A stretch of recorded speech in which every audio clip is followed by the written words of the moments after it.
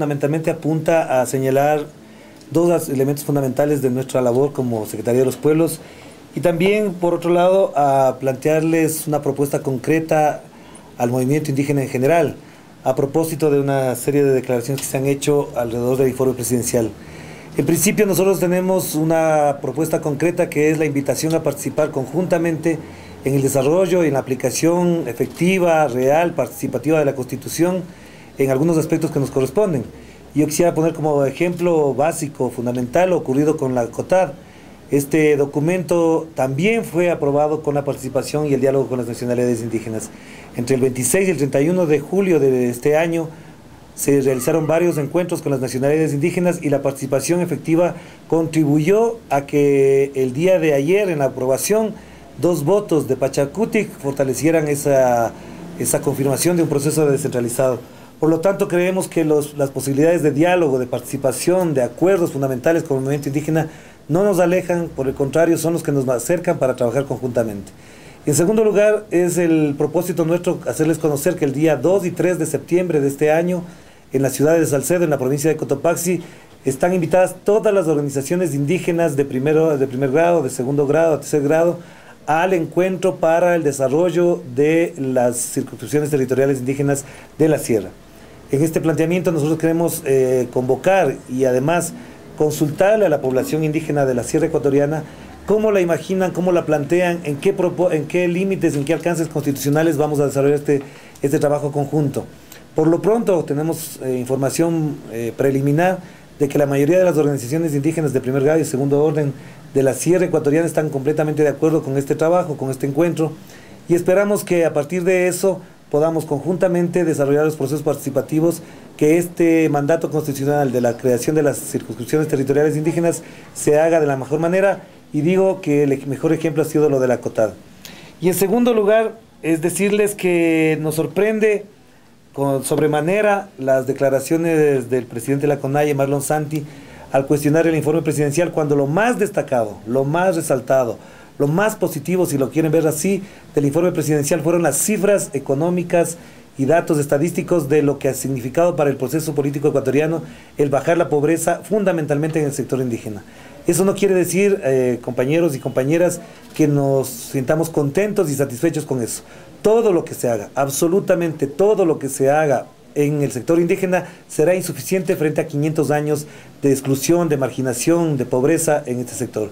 Por lo tanto, el planteamiento de Marlon Santi de ratificar una supuesta oposición al gobierno nos parece que no es lo más adecuado, no es lo más saludable en este momento para el país. Al contrario, le invitamos incluso a Marlon Santi a que responda a los planteamientos que las propias organizaciones indígenas de base le han hecho, es decir, trabajar conjuntamente. Nosotros tenemos muchas pruebas, muchos datos de que las organizaciones de base lo que más quieren no es oponerse a un gobierno, no es oponerse a un gobierno más, es trabajar, colaborar con un proceso político de cambio, de transformación, de descolonización en el Ecuador. Eso es, compañeros, así que las preguntas que tengan serán bien atendidas. Un poco, ¿qué cambiará a partir de ahora con el diálogo con el movimiento indígena? Porque el presidente ratificó sus críticas a algunos sectores del movimiento indígena y la dirigencia indígena ratifica sus críticas al gobierno. Un poco, ¿cuál va a ser el cambio de agenda que ustedes plantean para un poco acercar más las posiciones?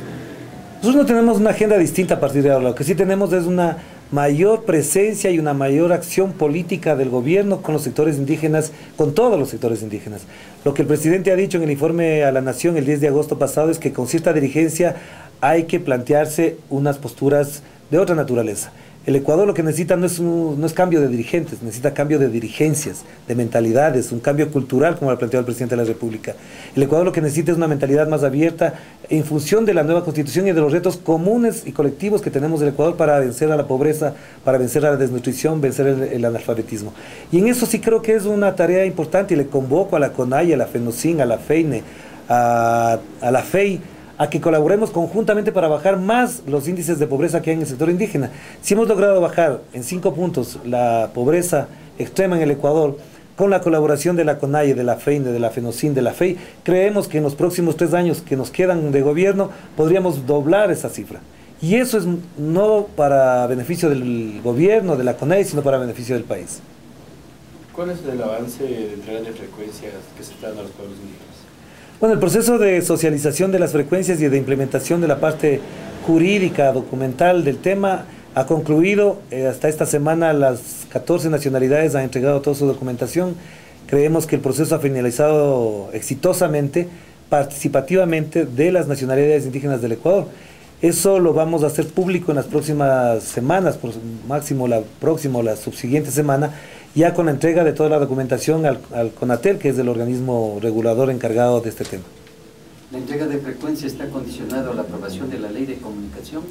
Para nada, porque ese es un proceso que se mantiene independientemente de lo que se plantea en la ley de comunicación, porque con la ley vigente y con la próxima, de lo que tenemos entendido, se mantienen los mismos parámetros de entrega y de convenios y de acuerdos con las entidades, organizaciones o personas jurídicas que planteen la necesidad de una frecuencia.